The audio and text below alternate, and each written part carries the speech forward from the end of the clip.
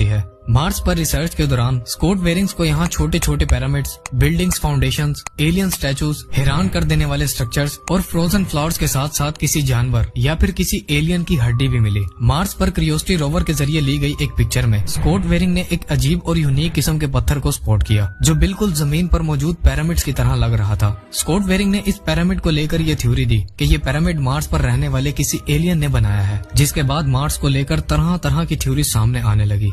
जनवरी 2023 में नासा के spacecraft MRO ने मार्स पर एक टेडी बियर की पिक्चर को कैप्चर किया था। इस पिक्चर में मार्स के सरफेस पर किसी बेयर की शक्ल बनी हुई थी, जिसे देखकर ये लग रहा था कि शायद ये वहाँ पर रहने वाले किसी एलियन का आर्ट था। इस पिक्चर को देखकर ये भी लग रहा था कि अगर मार्स पर कोई एलियन मौजूद है तो शायद वो हम इंसानों, हमारी जमीन और इसमें रहने वाले जानवरों के बारे में भी जरूर जानते हैं।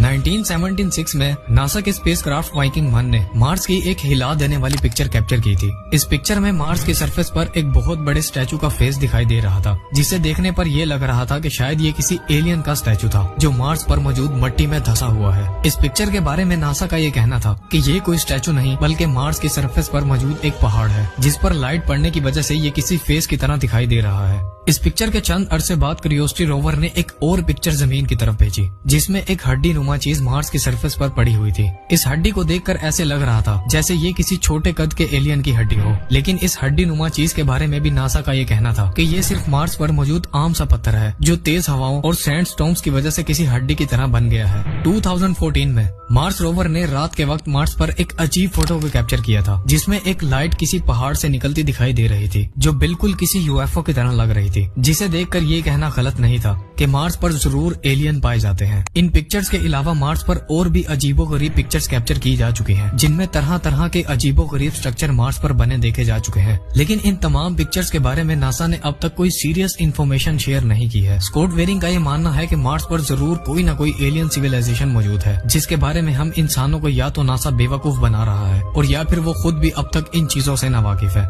ये तो थी चांद और मार्स पर से कैप्चर होने वाली अजीबोगरीब पिक्चर्स। अब